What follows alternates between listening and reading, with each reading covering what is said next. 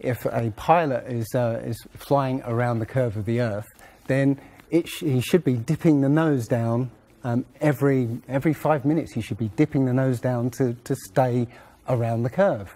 But the thing that really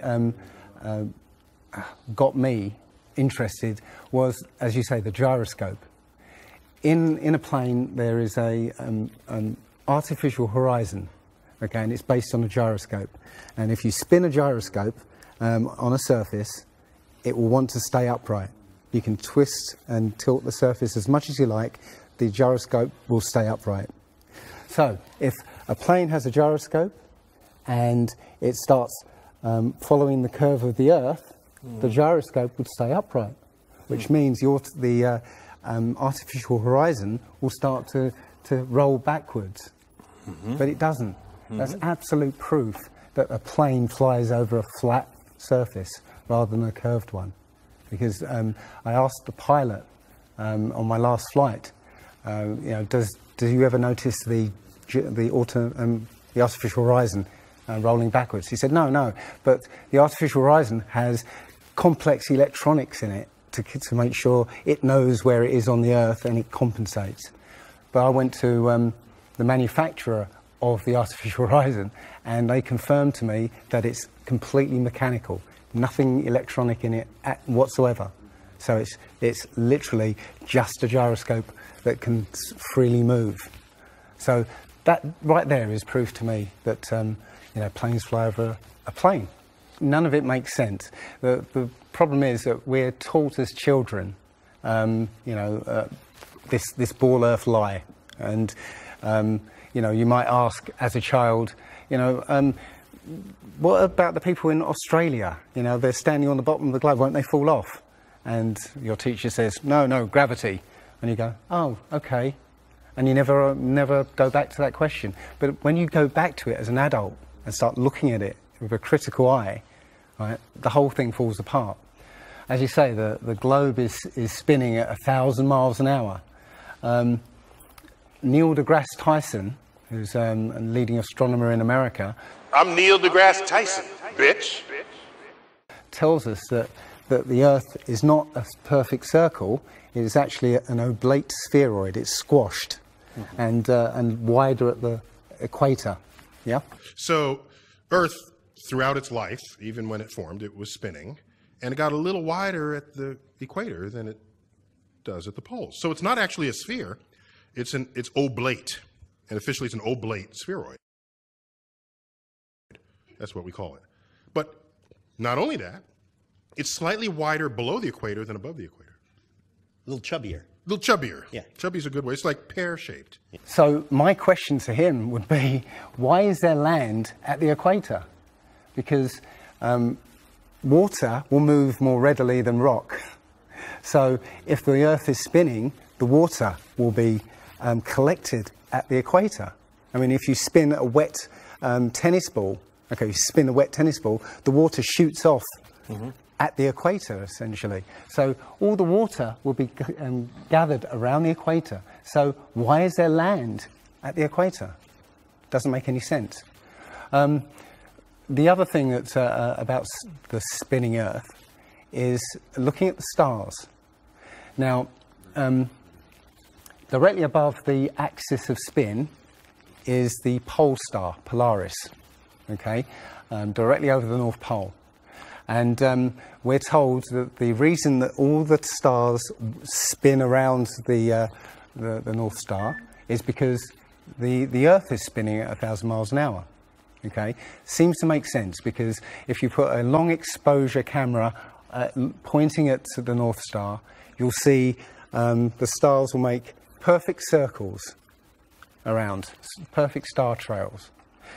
The only problem is the Earth is also orbiting the Sun at 67,000 miles an hour.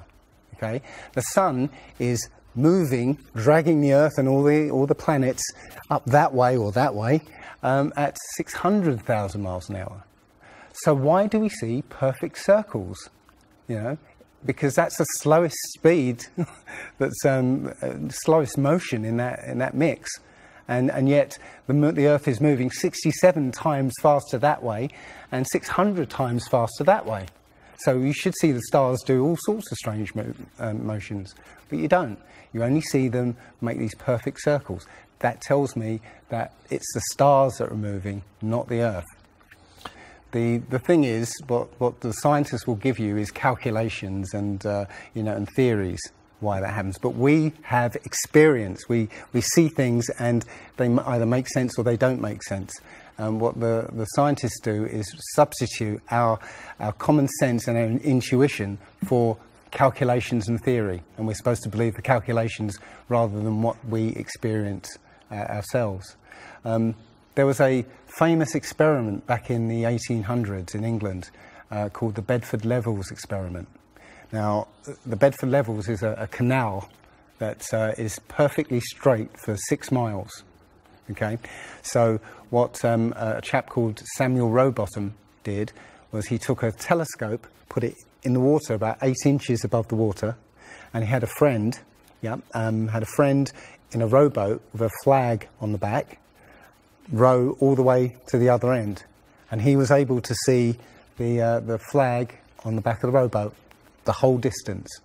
Now, according to spherical trigonometry, the curve of the Earth is 8 inches per mile squared.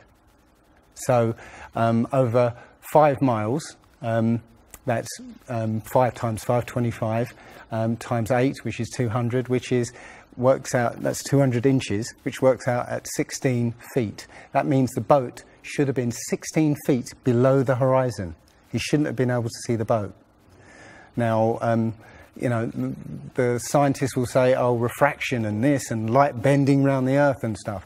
But the fact is, it's perfectly flat. And he in his book, he puts forward many arguments that show that, or many experiments that show the Earth is always perfectly flat. They say that you see the mast, go down last. It's literally just the way your vision works. Yeah, it's perspective and atmospherics basically. The limit of your vision is supposedly 3 miles. And then after 3 miles, you're supposed to see the boat start to go over the horizon. It's funny that Neil deGrasse Tyson again says that, explains that you can't see the curvature of the Earth from a plane. He says this, you can't see the curvature of the Earth from a plane because you're not high enough. The Earth is so big that you can't get high enough to see the curvature. Yet, you can apparently see a boat go over the curvature over the distance of 3 miles, which doesn't make sense. The thing is, when you look out and you see a boat start to go over the horizon, if you suddenly get a pair of binoculars and look, it comes back again. And once it goes out of the sight of your binoculars, if you get a telescope, it comes back again. It doesn't go over any curve of the horizon. What we found, many people have done experiments with very high-powered zoom cameras, and they've watched a boat sail out to sea, and they've just kept trained on this boat. And what they see is, after a very long distance, you see an atmospheric effect where the bottom of the boat disappears and and the top of the boat inverts, so you see a sort of mirror image. And that, with your eyesight, basically the bottom of the boat just melts into the horizon. One of the best examples of that is the Antwerp Notre Dame spire, which can be seen something like 240 kilometers away from the spire. So that should be over a mile below the horizon, and you can still see it. There's been a few famous examples just recently of a man who took a picture across the Great Lakes from Michigan and was able to see, I believe it's Chicago, which he shouldn't have been able to see. And the television station basically said it was a mirage. This is from Joshua Nowicki, and what you're seeing here is a mirage. We typically would not be able to see this from the Lake Michigan shore. We talked about this last night. Conditions are right on the lake that we're actually seeing a mirage of the Chicago skyline. But They always say it's a mirage, but for a mirage to happen, you have to have very specific atmospheric conditions. And there have been so many people who have seen exactly the same thing on different days, different seasons, always the same. You know, it's not a mirage. It's simply that you're looking across a plane. You see in a kind of pyramid shape. Yeah, you have a horizon at your eye level, and everything above the horizon will go down into the horizon. Yeah, everything below the horizon will seem to go up. Just like if you look you're in a long hallway, you'll see that the walls will start to move in, and the roof and the floor will start to move into the centre. Yeah, so literally between you and the object you're looking at, there's all sorts of things, sort of like waves going up and down, and while you can't see them, if they're beyond the limit of your sight, sometimes they can still obscure what you're looking at. But it's just because they're between you and it. And it's just the way, it's literally perspective. It's better if I could draw a diagram, but it's a very difficult subject to get your head around if you're not used to it. But it is perspective. One sort of other proof is there's a place in Bolivia called Salar de Uyuni, which is a salt flat. It's literally 100 miles wide one way and 80 miles across. And it's perfectly flat. When it rains, literally you get an inch of water and it looks like a perfect mirror. Now, how does that happen on a sphere? Yeah, it shows you that, you know, if you're one end of this salt flat, you can see perfectly clearly the other end 100 miles away. So it's just showing you that you know, the Earth is flat, and without the effect of the waves in the sea, you'll be able to see a whole lot further. If you were to go to NASA and download one of their photos of the Earth in the moon's sky and put it in Photoshop, okay, drop the saturation and the levels down, you'll see that the Earth has been pasted in, because you'll see a rectangular box around the Earth. It's all fraud, it's all fake. Pretty much everything NASA puts out is fraudulent. There are no images of Earth from space. The only one that NASA actually claims is a photograph was from 1972, and it's the famous picture. It's got Africa sort of near the top, and it's the same picture they've been using for the last 40 or 50 years in every textbook. Every other image is what they call a composite. It's Photoshop. There was another layer to sort of simulate the atmosphere. And then there's this little bright spot. It's called the specular highlight. So it's the reflection of sunlight off of water. Those are the pieces, but you can't just slap them all together. It just didn't look realistic. It looks kind of flat, or the clouds are sort of too see-through. So I just hit Command-Z a lot. There's artistry to creating the world. What I imagine it to be. Unfortunately, I'm not an astronaut. I've never been to space. But I've looked at these images over and over again, trying to sort of get the essence of it. It is photoshopped, but it's has to be. It is photoshopped, but it's has to be. It is photoshopped, but it's has to be. It is photoshopped, but it's has to be. And many of us have been looking at these images of Earth, including the one they called the Big Blue Marble, which was released in 2002, I think. Again, when you zoom into it with Photoshop, you'll see where they've used the clone tool in Photoshop to take a picture of one of the clouds and stamp it in various places around the picture. They got lazy. In another image, they've even photoshopped the word sex in the clouds, which is a subliminal tool they use to get people to sort of relate to something. They literally, you can look at this and you can find it on NASA's website. In a video I'm working on at the moment, I've got a video from what they call the Galileo space probe, as it left Earth, it took a series of shots of Earth, apparently. And you see that over the course of 25 hours, the clouds never move. Okay. Now, I happened to find some pictures of satellite pictures of Earth, and I noticed that in these separately taken satellite shots, the clouds were exactly the same as the ones in this Galileo shot. So it's a cloud map.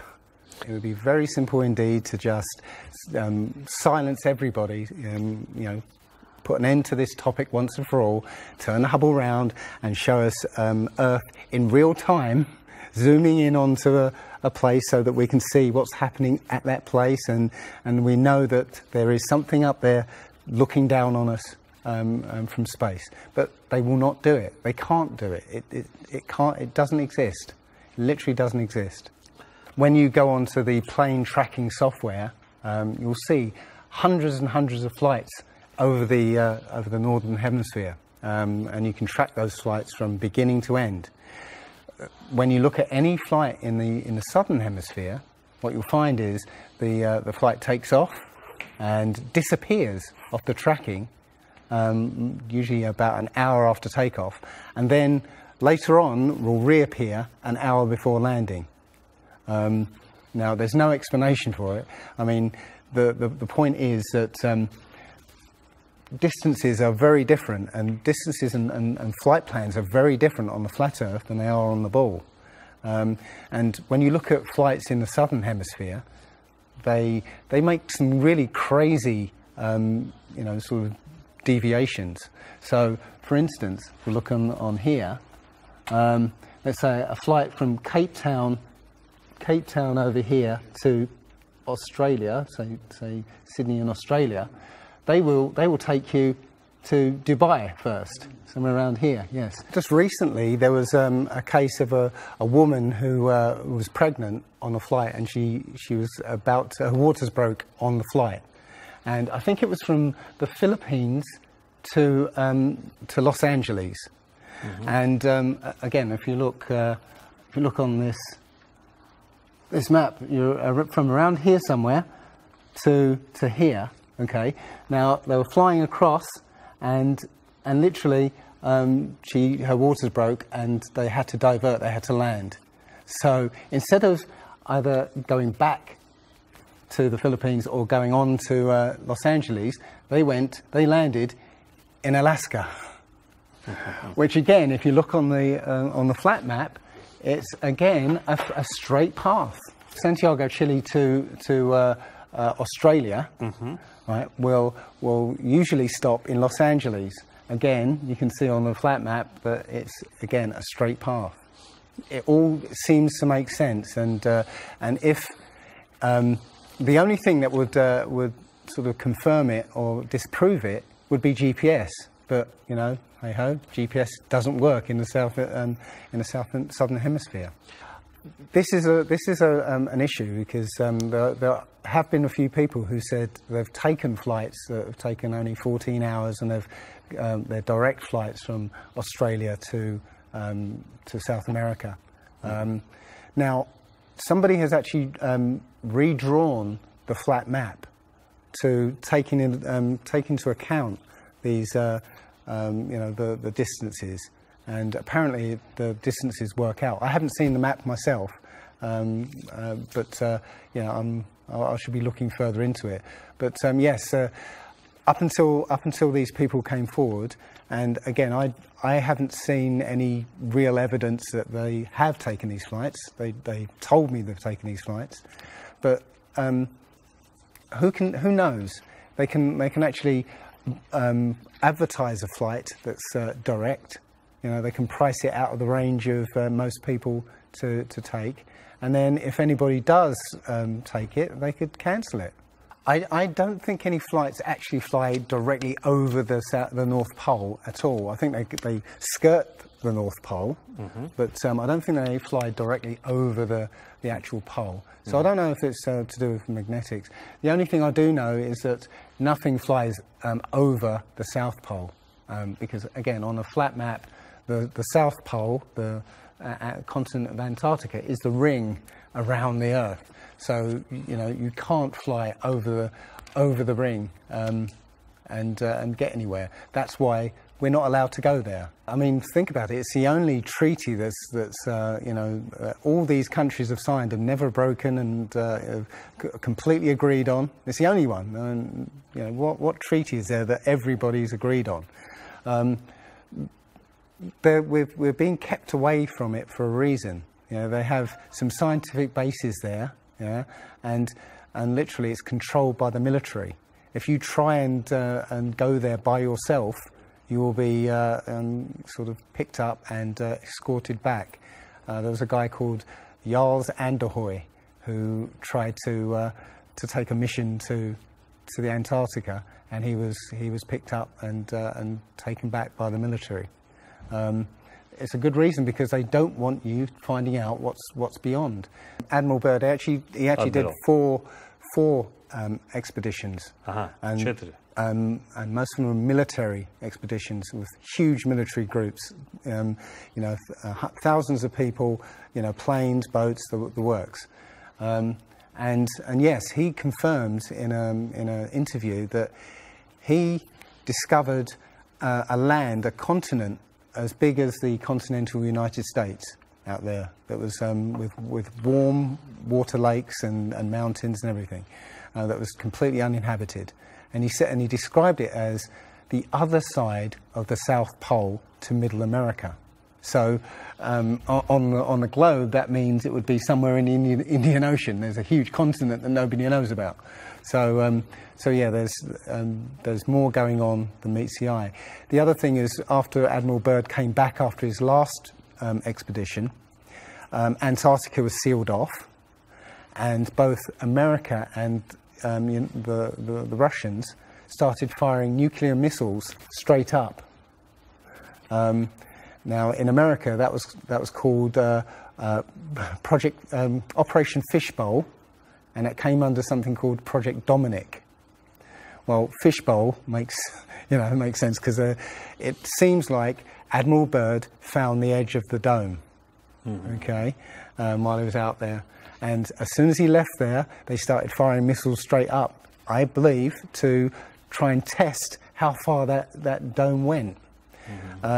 If you look at the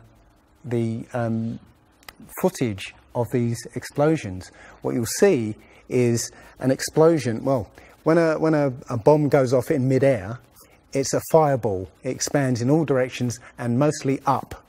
Okay. Now, if you look at these explosions on Operation Fishbowl, they explode outwards in a ring, which means it's exploding against something, because it can't rise with the heat. So it's exploding against something and exploding outwards. Okay, and the middle of the explosion, you'll see it glows, hot, and then it cools over time. So it looks to me like they were exploding against a dome. Now, I said it was Operation Fishbowl, obviously Fishbowl, but there's a chap called Rob Skiba who discovered that the Project Dominic, the word Dominic means of the Lord, Fishbowl of the Lord. So I believe they clearly know that we're in an enclosed system, and Admiral Byrd found the edge, and they've tested to see how far it goes up. They will also say that if a sniper is trying to hit something a great distance, a couple of miles away, they have to take into consideration the spinning of the Earth, because they say that as the bullet leaves the muzzle of the gun, it's now independent of the rotation of the Earth. So, the Earth will spin away from where the bullet, and you have to take that into account. They say that about artillery shells as well, but it's not true. If that was true, a sniper would have to spend ages and ages calculating how to make that shot, and they don't. They literally take into consideration the wind and the elevation, and they don't take the Coriolis effect into consideration at all. Also, planes. If that works for bullets, if bullets, as soon as they leave the Earth, they're now independent of the spin, then why doesn't it work for planes? Yeah, there's a video on YouTube that actually tries to explain that the Coriolis effect works by using the example of a paper plane. You have to throw it. If you throw it north, the Earth will spin and the plane will land sort of east. But if you take the idea of a real plane, a plane would have to aim north to go east in that case.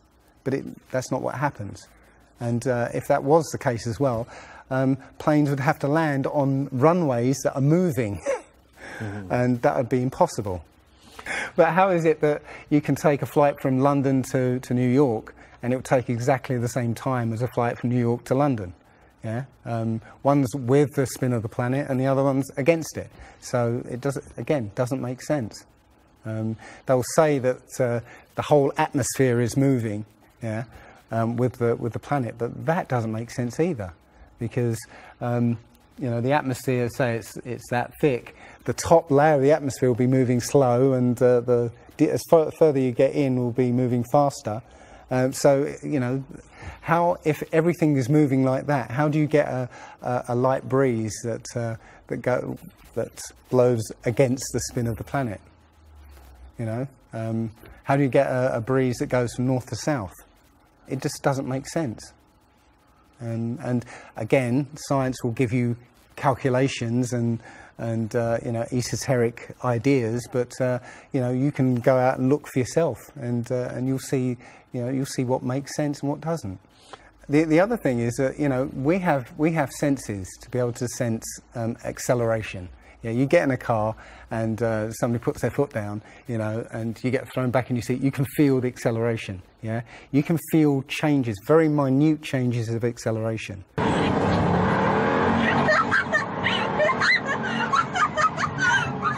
Yeah.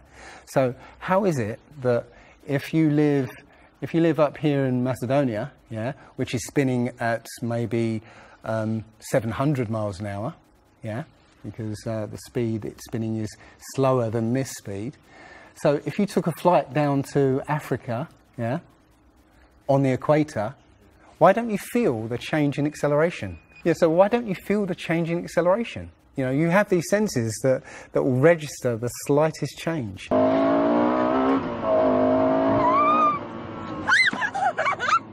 Yeah, but you get off the plane there and you don't feel dizzy, because now you're moving a lot faster.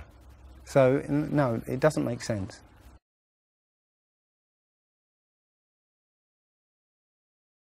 Well, you saw from his balloon when he stepped out on the platform, the curvature of the Earth. Yeah, it looked very obvious. Oh, everybody pointed it and said, "Oh, look, there's a curvature." But when you actually looked at the ground, when you looked at the Earth, well, it was New Mexico. That's where he jumped. The whole Earth that you saw there was New Mexico.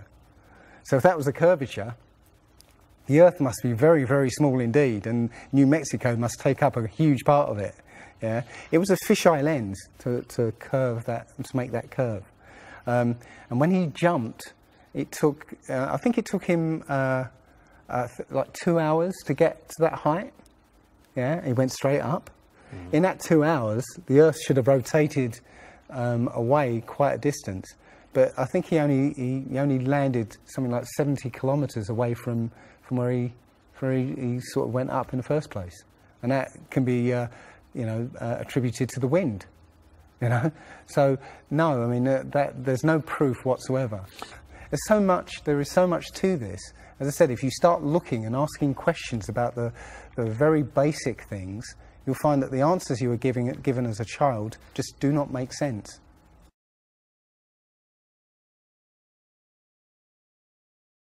So the idea there is that it must be a globe because the sun. If the sun's here, then it's got to be dark on the other side. Well, the thing about the sun is that we're told it's 93 million miles away. It's not. It's actually something around 3,000 miles away, and about 34 miles across. That might sound really crazy, but if you look at look out on a day that's got broken cloud, you'll see that the sun rays will come out at an angle. Most people have seen this. The rays come down at angles. If the sun was 93 million miles away, then all the light will be coming parallel. So if you imagine, there's no way to show 93 million miles, but something way, way over there, all the light that reaches this globe will be parallel. There's no way that light can come that far and spread out like that. Now, if you follow those light rays, you'll see exactly where the sun is. And as I said, it works out to be about 3,100 miles. Now, if that's the case, and the sun is circling over this flat plane, yeah, its light range is limited. So it's illuminating the path of the Earth. It's like over at the moment. So, say over Europe, it might, or over South America there, it's over there. Well, Australia's going to be in the dark because the sun isn't going to throw enough light to illuminate Australia. Mm-hmm. Yeah. Mm-hmm. Now, most people say, well, I see the sun rise and set. How can that be if it's just going round in a circle? Well, that's perspective again. If you actually see video of the sun coming up and going down, many times you'll see that the sun starts off as it's coming up very, very tiny, and it gets bigger as it gets closer to midday and then gets smaller again. It's literally that effect of perspective, you know, with something's above you, like the ceiling in a hallway, yeah, as it goes further away, it will seem to sink down towards the horizon until it disappears beyond the limit of your sight. And that's all you're seeing. You're seeing literally the sun circling overhead, but seeming to set.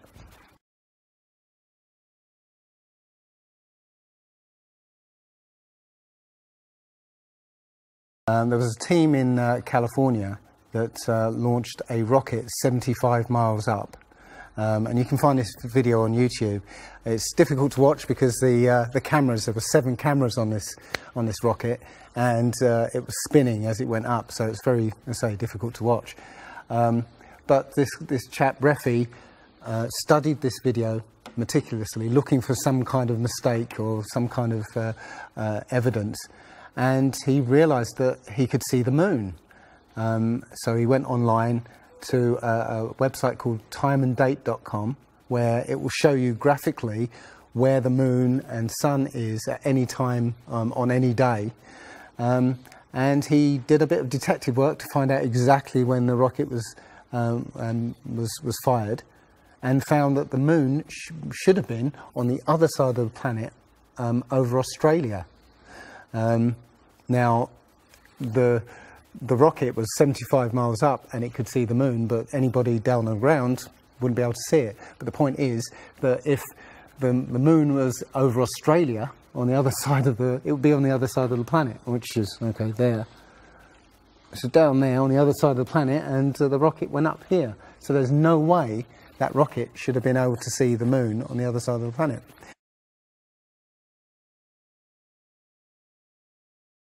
If you watch the trajectory of the space shuttle, it doesn't go straight up.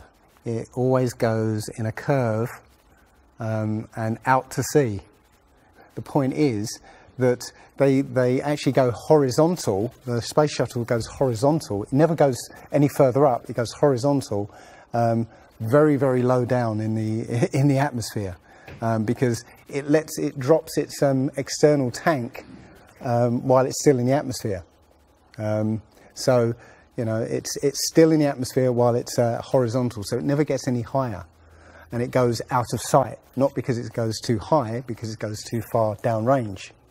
And it seems that nobody's ever on the space shuttle, and the proof of that is the Challenger disaster.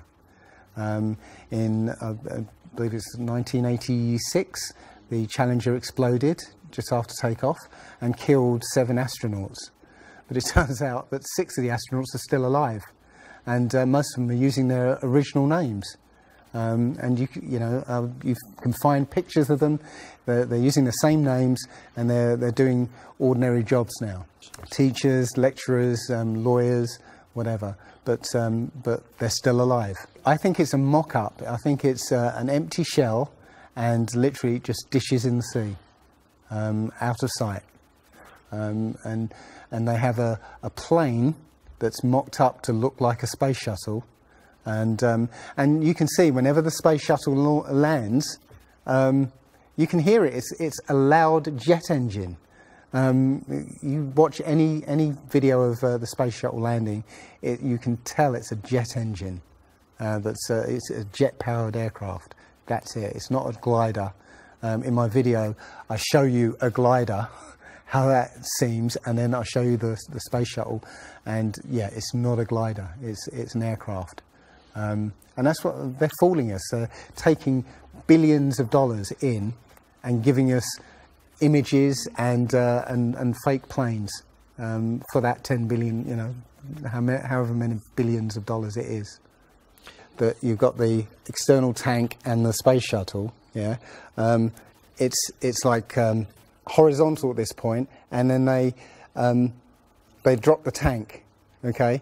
Now the space shuttle isn't powered at this point because the tank has all the fuel. Yes. Okay. So when the engine stops, the tank is dropped. Basically, the space shuttle and tank should follow the same path because neither of them are powered. They should both fall in the same way. Now, because the tank has all the fuel, those pods on the back of the space shuttle aren't fuel tanks.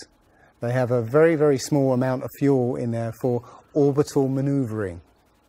But from this point, which again is still in the Earth's atmosphere because the tank, you know, is falling there, it now has to go from there into orbit. They haven't got the fuel there to insert it into orbit.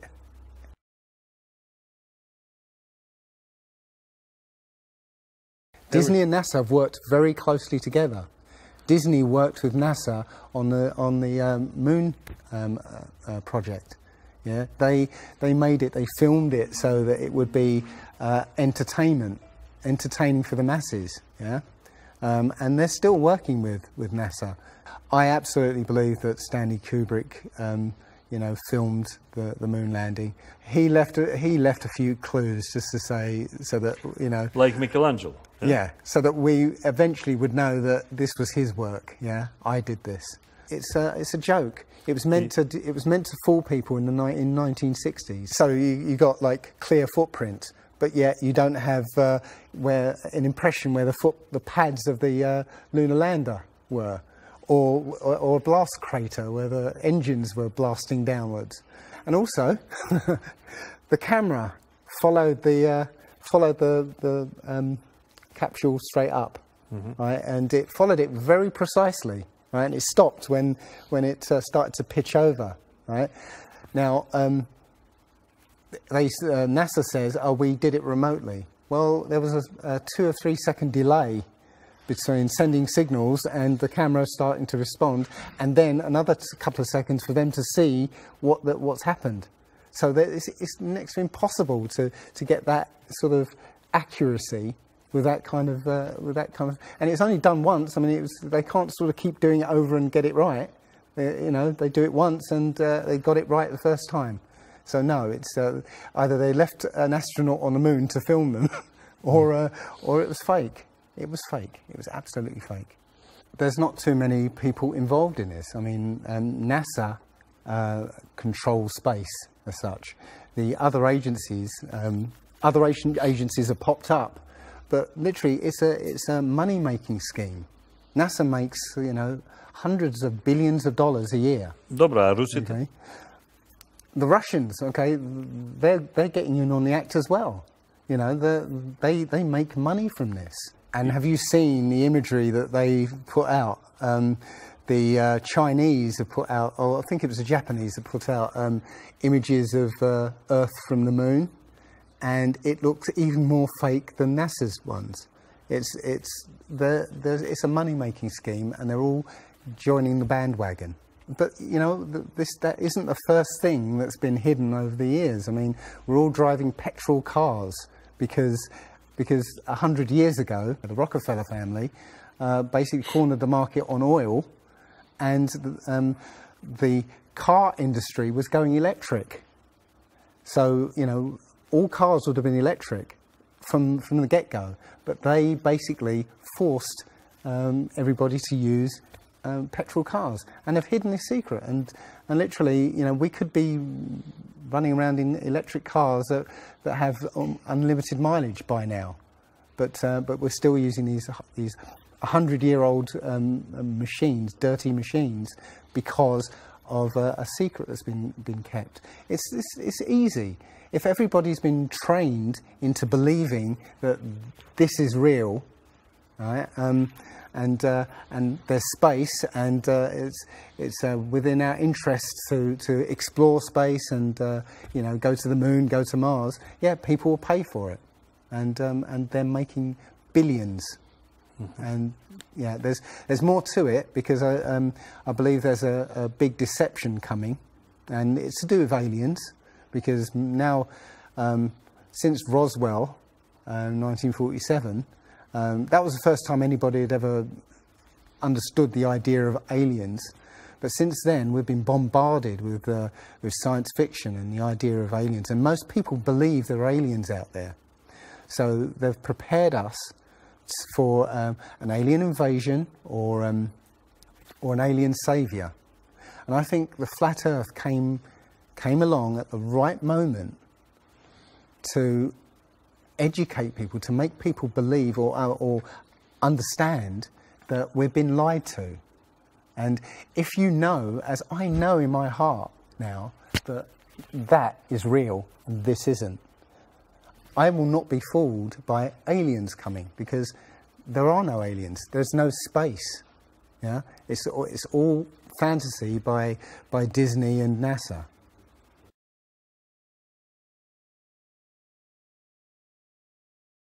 Well, the Bible has a very, very clear view of what this place is, and it matches that place more than it matches this. Okay, and what it says is the great deep is under it, just water. It's just deep water, and above the firmament is water. And you know, it says in Genesis that he separated the water below from the water above, and made a space. And then made dry land appear out of the water. So what's under the flat Earth? Well, it's water, and it just goes on. Again, I don't know for sure, because I've not been under there. I don't know what's past the outside of, or the you know, the first few hundred miles of Antarctica. But everything I've seen over the last year and a half tells me that is true and this isn't. And I'm starting to believe and trust my intuition about this.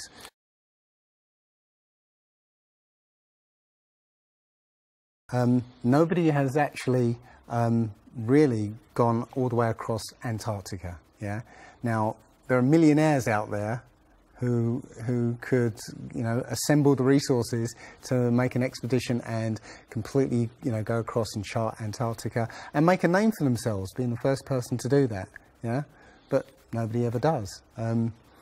One thing I was going to say, which is slightly totally off topic, but the topic I really want to go to is that people, ordinary people, have become scientists through this. Okay. You know, the science community is ignoring a lot of the things that we're looking at. And so normal people are going out and doing experiments.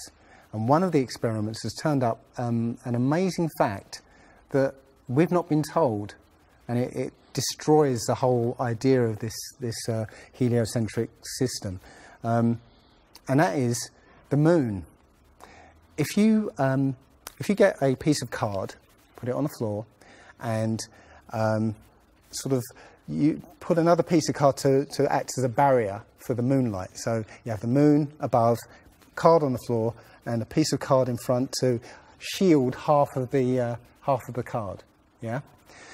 Now, a lot of people have these laser thermometers. Now, you can actually measure the temperature of the moonlight next to the temperature of the shade of the moonlight, and you'll find the moonlight is colder than the shade, the opposite from the sun. So the moon is throwing out its own light, and that light is the opposite from the sun. Now, that tells you that it's not reflecting the sun's light. It's producing its own, and its light is different from the sun's. So, you know, the scientific community have not told us this, because they won't tell us this, because it destroys this idea that the sun is, you know, is lighting up the moon.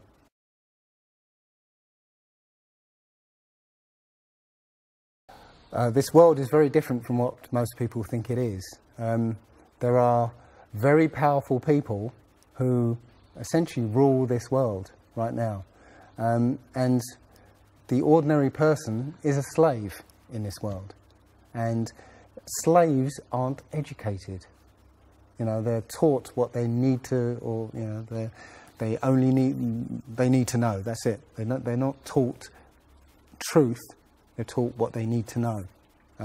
And so you're taught enough so that you can, you know, do the paperwork and operate the machinery, but you're not meant to know what's really going on, because that's the power they have over us. They know what's going on, how this world works. We don't, so they can control us. One of the things about slavery is the slaves weren't freed. They were never freed. When the 14th Amendment or 13th Amendment, I can't remember which one, actually made everybody a slave. If you're a citizen of a country, you're a slave. That's what a citizen is. So they literally extended the slavery to everybody and made it an open prison, and that's where everybody in the world lives now. We're slaves to very powerful masters. We don't see bars. No. Yeah? The bars are the borders of the country, right? You have to use a pass to get out, and they'll let you out if you show them your pass. Yeah, and sometimes they won't let you out. You know, as I was coming here, I was lining up to go on the plane, and somebody in front of me was told, no, you can't fly. They found something in your bag, so you can't fly today. So, you know, we have, as I said, we have natural rights to travel anywhere on this earth. We were born on this earth. We have the right to travel anywhere. But our masters have kept us in small, open prisons that you need to get permission to move around.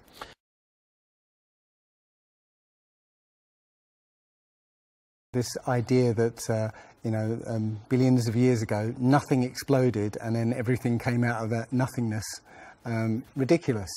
But they try to make you believe that the idea that a supreme being, a creator, created this is ridiculous compared to that idea.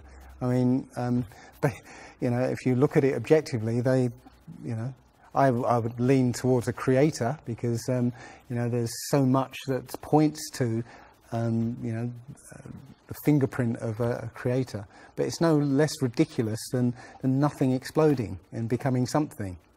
In my opinion, the Big Bang theory and the theory of evolution and the ball Earth theory are all interlinked, and they're all there to make us feel as though we're insignificant. We're small, tiny, miniature, unimportant pieces of slime crawling around on a speck of dust in an infinite universe. If that's true, and there's no purpose, there's no meaning to anything, then our owners can do whatever they want with us. Then, this is all accidental, so food can be genetically modified because it's imperfect. We can be modified because we're imperfect. If we realize that this is the universe, and complete universe. Yes, this system is is everything. Everything that NASA has put out is CGI, is fake. Okay, You know, people say, I think you mentioned it, you know, if you look out into the universe, you see that the moon is round, you know, spherical, and the planets are spherical, and so why are we flat? Well, how do you know that the planets and the stars are spherical? You know, all you get is, if you look for a telescope, you see a flat disk. If you think you see a spherical shape there, well, it needs two eyes to resolve 3D. If you're looking for a telescope, you can't see anything in 3D.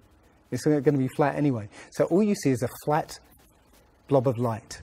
It's only NASA that's given you these beautiful pictures of so-called planets and stars. Yeah.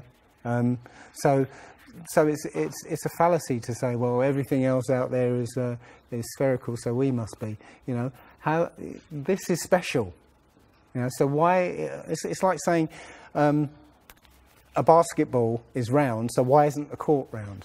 You know, it's a fallacy. So this idea of a ball Earth, theory of evolution, the Big Bang, is all about making us feel nothing, so that we can be used.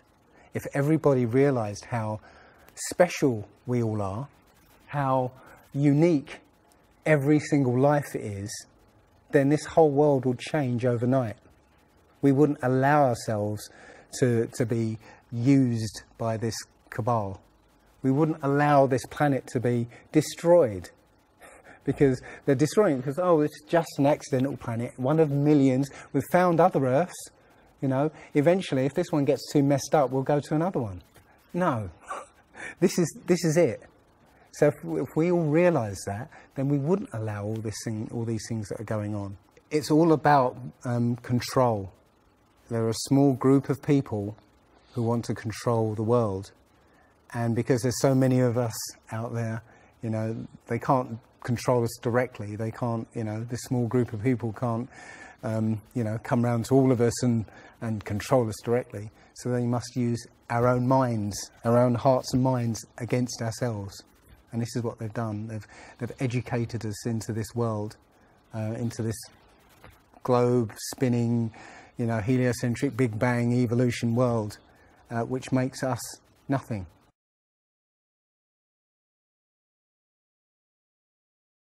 This is amazing because when I first started looking, it was about 1.5 years ago, I looked on YouTube and there were maybe about 100 videos, not even that probably, and nobody was talking about it, right? And then over 2015, it exploded.